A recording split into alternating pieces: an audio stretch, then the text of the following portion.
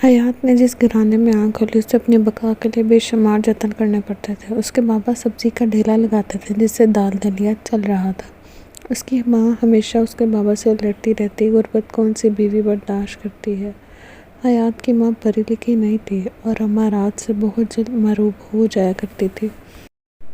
وہ دور پار کے اپنے ایک امیر رشتہ دار سے رابطے میں تھی اور چاہتی تھی کہ حیات اس کے ریڈی میڈ گارمنٹس کی فیکٹری میں کام کرے تاکہ ان کی گزر بسر زندگی آسان ہو جائے۔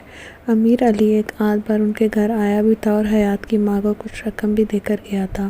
حیات نے سرکاری اسکول سے 10 جماعتیں پڑھی ہوئی تھیں اور محنت مزدوری کے علاوہ اس کے پاس اور کوئی راستہ بھی نہیں تھا جس سے وہ اپنے چھوٹے بہن بھائیوں کے چھوٹے چھوٹے خواب پورے کر پاتی۔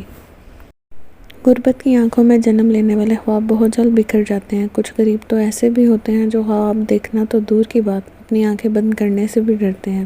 غربت کا سہارا خواب ہی تو ہوتے ہیں، وہ بھی اکثر آنکھوں سمیت نوچ لیے جاتے ہیں۔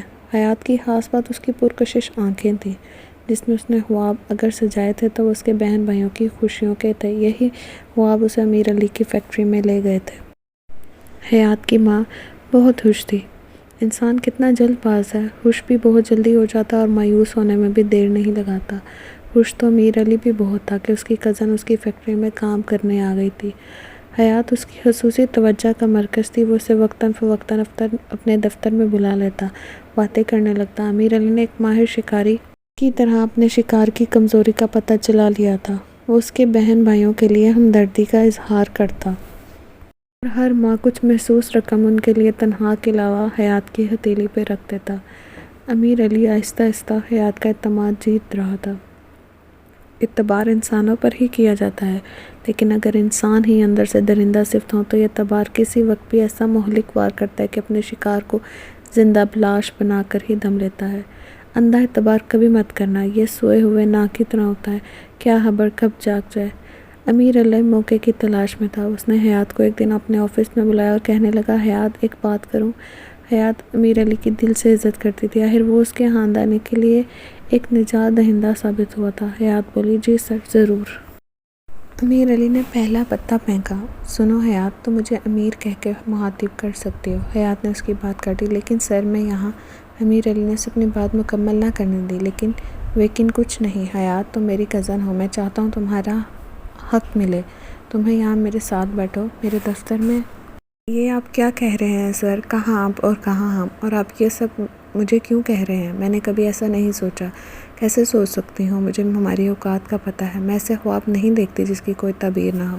حیات کی آنکھوں میں نمی اتر آئی، اس نے اپنے لیے کبھی کوئی خواب نہیں دیکھا تھا۔ کیسے دیکھتی؟ جب وہ گھر لوٹتی اور اس کے چھوٹے بہن بھائی اس کے ارد گرد آ کر کھڑے ہو جاتے، وہ ان کو وہ سب چیزیں بانٹتی جو ان کے لیے لایا کرتی تھی۔ پھر ان سب کی آنکھوں میں جو خوشی جگمگا اٹھتی، وہی خوشی ہمیشہ دیکھنا حیات کا خواب تھا۔ وہ اس خواب کی تعبیر چاہتی تھی۔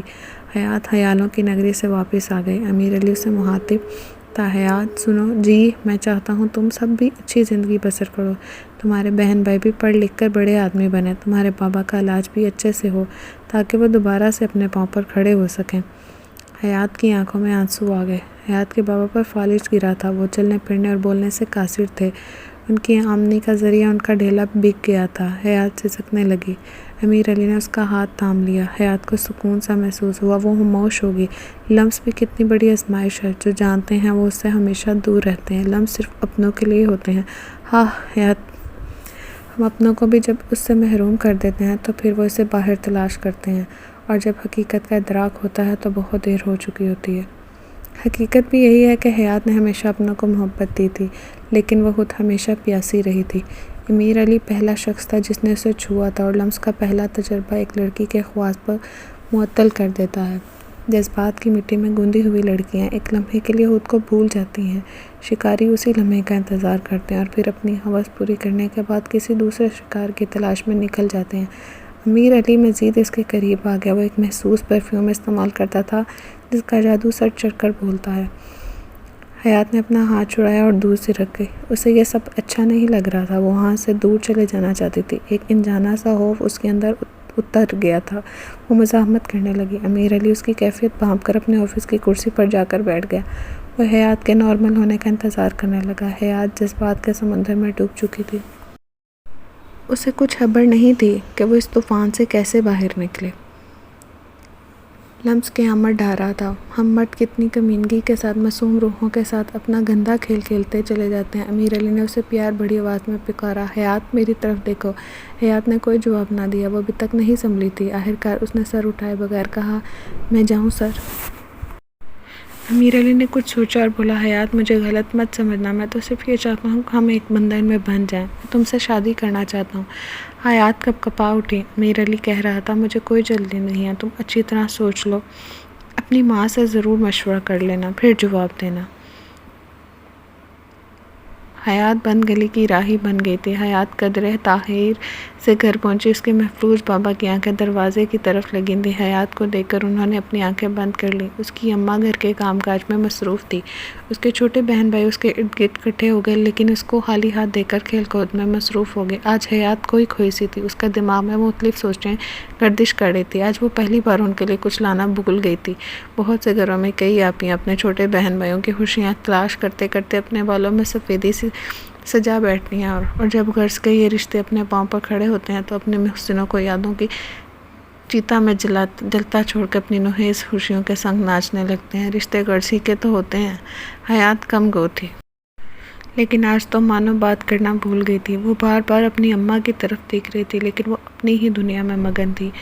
وہ اس وقت بھی یہی سوچ رہی تھی کہ حیات کا رشتہ کہیں امیر گھرانے میں ہو جائے تو ان کے دکھ ختم ہو جائیں۔ انسان کو خبر ہے کہ دولت اور سچی خوشی ہمیشہ ایک دوسرے کے متضاد رہے ہیں۔ حیات اپنی ماں سے مخاطب ہونے لگی، اماں اماں میری بات سنو۔ اس کی اماں نے حیرانی سے اسے دیکھا۔ وہ کہہ رہی تھی، اماں آج امیر صاحب نے اس کی زبان اس کا ساتھ نہیں دے رہی تھی۔ اس کی اماں اس کی طرف سوالیہ نظروں سے دیکھ رہی تھی۔ حیات نے کچھ سوچا اور گویا ہوئی، اماں وہ مجھ سے شادی کرنا چاہتے ہیں۔ پہلے تو اماں کو یقین آیا کہ حیات کیا کہہ رہی ہے۔ جب اس نے اس کے الفاظ پر غور کیا تو اس کا چہرہ خوشی سے کھل اٹھا۔ اس نے حیات کو گلے لگا لیا اور جلدی سے بولی، تو تم نے کیا کہا؟ اماں انہوں نے تم سے مشورہ کرنے کے لیے کہا ہے۔ حیات کی اماں کو اور کیا چاہیے تھا؟ کہنے لگی، حیات میری دی، تو میری طرف سے کہنا کہ ہمارے گھر آ کر بات کر لیں، اس سے اچھا رشتہ ہمیں کہاں ملے گا؟ امارات بھی کبھی غربت کی سہیلی بنی ہے؟ حیات نے اپنے مفلوج باپ کی طرف دیکھا۔ اس کی قوت سماعت ابھی ختم نہیں ہوئی تھی۔ اس کے ہونٹ کپ کپائے۔ وہ کچھ کہنا چاہتا تھا لیکن نہیں بول سکا۔ ایک آنسو اس کی کپ کپاتی آنکھ سے نکلا اور اس کی بے بسی کا ماتم کرنے لگا۔